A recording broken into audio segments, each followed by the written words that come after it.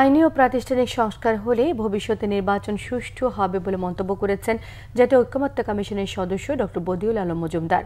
গণতন্ত্র সুরক্ষায় আগামী নির্বাচনে ডিবেট ফর ডেমোক্রেসি আয়োজিত ছায়া সংসদ বিতর্ক অনুষ্ঠানে তিনি মন্তব্য করেন। তিনি আরও বলেন, সুশাসন প্রতিষ্ঠা করতে চাইলে রাজনৈতিক দলগুলোকে কাঠামোগত সংস্কারে ইতিবাচক হতে হবে। তিনি আরও জানান যে গণভোটের সম্ভাবনা দেখা দিয়েছে, সেটিকে কাজে লাগাতেই হবে। গণভোটের পক্ষে ইতিবাচক মনোভাব তৈরি করতে হবে। তিনি বলেন, শেখ হাসিনা যে স্বৈরাচারী কাঠামো তৈরি করেছে সেটা এখনো বিদ্যমান রয়েছে। তাই রাজনৈতিক সংস্কৃতির পরিবর্তন দরকার।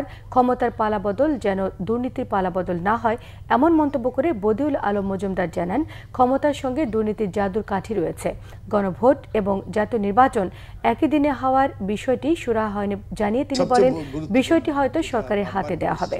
কাঠামোর পরিবর্তন যে পরিবর্তন করতে হবে, যাতে স্বচ্ছতা জবাবদিহিতা নিশ্চিত হয়, যাতে যাতে যে নজরদারিত্ব প্রতিষ্ঠিত হয়, সেই রকম একটা কাঠামো প্রতিষ্ঠিত করতে হবে।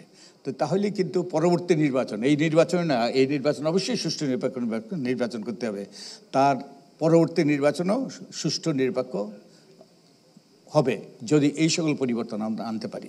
তো তার মানে মোটা দাগে আমরা কতগুলো আইনি সংস্কার করতে হবে, কতগুলো প্রাতিষ্ঠানিক সংস্কার করতে হবে, কতগুলো কাঠামোগত সংস্কার করতে হবে। তাহলেই এই নির্বাচনের পরে পরবর্তী নির্বাচনটা সুষ্ঠু হওয়ার পথ সুগম হবে।